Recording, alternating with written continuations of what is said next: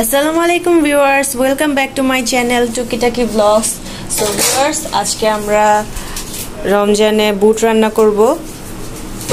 তো ফুপু আজকে বুটের রেসিপিটা দেখাচ্ছে। এটাতে তেল দিয়ে দিয়েছে আর কয়েকটা তেজপাতা। আমাদের গ্যাস নেই, তার জন্য আমরা সিলিন্ডারে রান্না করতেছি। আপনাদেরও কি গ্যাস নেই জানাবেন। প্রত্যেক দিন ইফতারের পরই গ্যাস থাকে না। ইফতারের পর না, ইফতারের আগে। হ্যাঁ, ইফতারের আগে, আর ইফতারটা শেষ হলেই পরে তো আসে। হ্যাঁ, সাথে সাথে এসে পড়ে। কয়েকটা জিরা দিয়ে দেব ফ্লেভারের জন্য।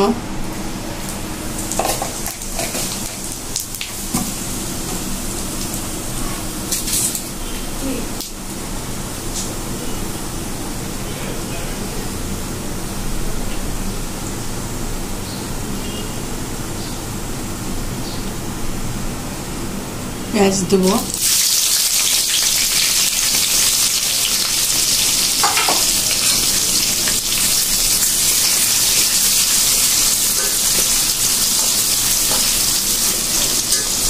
আজকে আমি বুটটাই বানাইতেছি, খালি গ্যাস তো নেই একদম।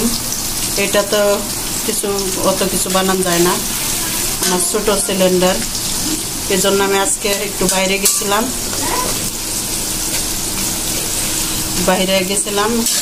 বাইরে থেকে আমি কিনে নিয়ে আসছি বাকি পেঁয়াজু,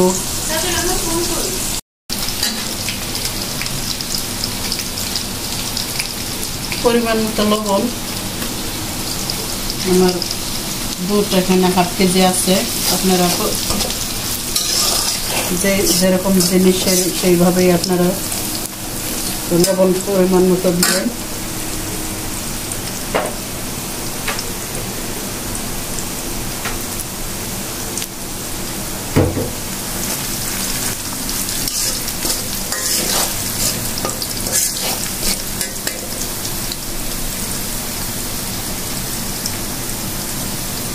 আদা, 1 চামচের মতো আদা দিয়ে দিলাম।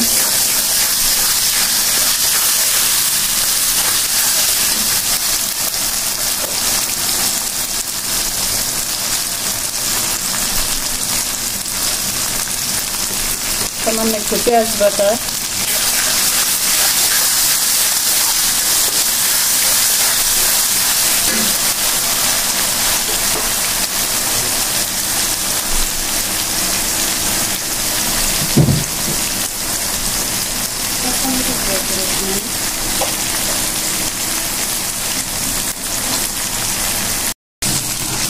অল্প হলুদ, আধা চামচের মতো, আধা চামচ জিরা,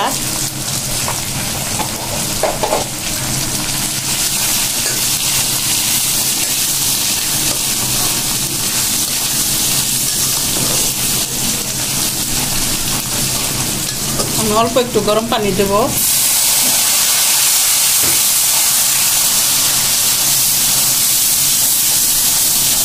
আমার মশলাটা যে দেখুন হালকাভাবে আমি দিয়েছি। একটু আলু দেবো, এই যে ভাজা হয়ে গেছে। এখন আমি বুটগুলো দিয়ে দেবো।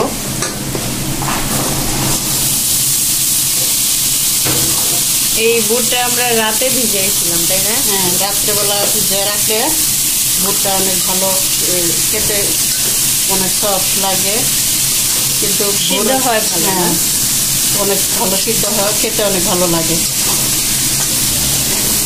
আর ভোররাত্রে ভিজে রাখলে একটু সিদ্ধ কম হয়, কিন্তু প্রেশার কুকারে সিদ্ধ করলে আবার ভালো, তাড়াতাড়ি সিদ্ধ হয়ে যায়।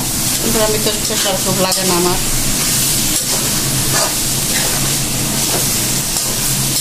এটা তো আমি একটু আলু, আমার ভর্তা করা আছে, আলুটা দিয়ে দেব। এই যে দেখুন, আমি আলু ভর্তা বানায়, এটা কাঁচা পেঁয়াজ দেই নেই, খালি চিলি ফ্লেক্স আর বেরেস্তা এটা দিলেই হয়।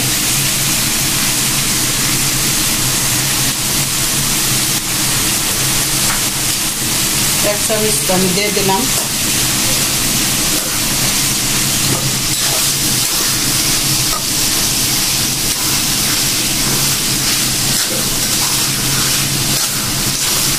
এখন আমি যেহেতু এটার ভিতরে পানি নাই শুকনা একটু মশলা ঢুকার জন্য লবণটা বুটের ঢুকার জন্য আমি একটু পানি দিয়ে দেবো এটাতে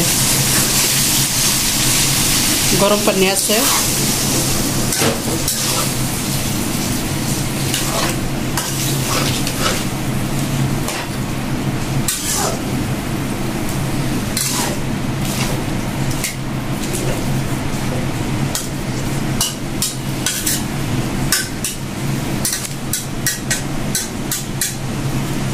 মাখা মাখা হয়ে গেলে তারপরে আমি নামাই ফেলবো